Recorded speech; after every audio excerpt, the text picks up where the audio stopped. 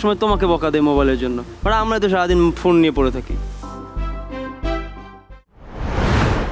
Intended ছিল, উদ্দেশ্য যেটা ছিল, যেটা আমি পাওয়ার মেসেজটা, সেটা আমি এন্টারটেইনিং ওয়েতে বা আনন্দের মাধ্যমেও তোমাদের কথাবার্তার মাধ্যমে আমি পেয়েছি, মেসেজটা আমার কাছে পৌঁছেছে। I have enjoyed the act. মিষ্টি পারফরমেন্স আমার যথেষ্ট ন্যাচারাল মনে হয়েছে, আরোপিত মনে হয়নি।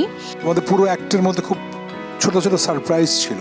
ফুলের কিসের ধাক্কাটা really looks like an accident. আমি একেবারেই বুঝতে, আমি এখান থেকে একটু এরকম করে উঠলাম, হঠাৎ হাফিজ বোধহয় ঝামেলা করে ফেললাম।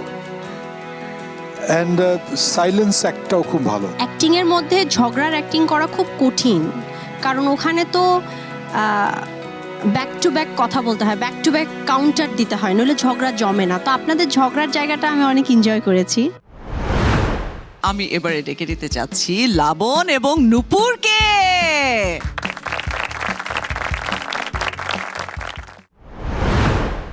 ওহ, ঘাড়ের ব্যথাটা আর সহ্যই করতে পারছি না। মনে হচ্ছে একটা বিশাল বোঝা আমার ঘাড়ে বয়ে বেড়াচ্ছি। চাই কে? ব্যথা কি খুব বেশি? ঘাড়ে এখানে কেমন যেন একটা ব্যথা। মালিশ করে দেই? দাও না। আচ্ছা, তোমার কি মনে আছে আমাদের প্রথম দেখার কথা? থাকবে না আবার? তুমি সুপার শপে দাঁড়িয়েছিলে, কি সুন্দর চকচকে আর স্বচ্ছ। তারপর তুমি আমাকে সেখান থেকে তোমার বাসায় নিয়ে এলে, আর প্রথম দিনই তুমি আমাকে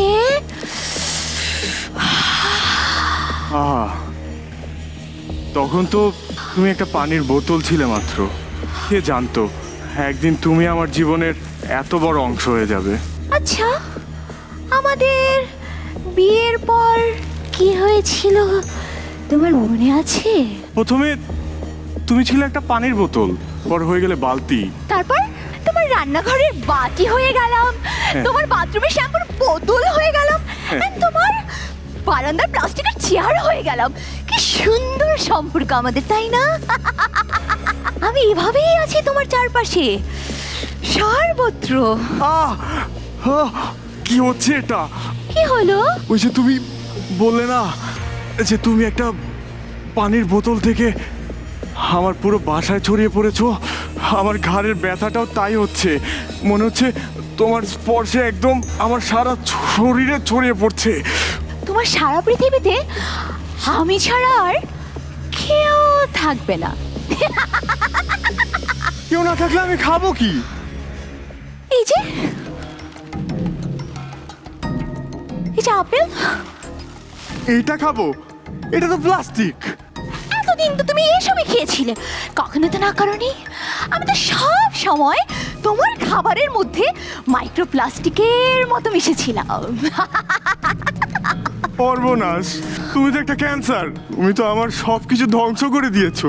আমি তো তোমাদের জীবনকে সহজ করে দেওয়ার জন্য এখানে এসেছি। সহজ না ঘোড়ার ডিম। আমি এখন বুঝতে পারছি কেন আমার ঘাড়ের ব্যথাটা দিন দিন বেড়েই চলেছে। তুমি সিন্দাবাদের ভূতের মতো একটা বোঝা হয়ে আমার ঘাড়ে চেপে বসেছো। যা তুমি, আমি তোমাকে আর চাই না। তা বললেই কি হয়? আমি তো তোমার চারপাশে জুড়ে আছি। আমি অমর, আমি অবিনাশী। আমি তোমাকে ছাড়তে চাই। আমি তো তোমার চারপাশে বেবি, তোমার ফ্রিজে, তোমার পকেটে, তোমার ওই যে বারান্দায়, সবখানে আমি। এইটা তুমি ঠিক করছো না। সত্যিকারের ভালোবাসা কখনো কাউকে জিম্মি করে রাখে না। সত্যিকারের ভালোবাসা মুক্তি দেয়। আমি তো তোমার কাছে আসিনি,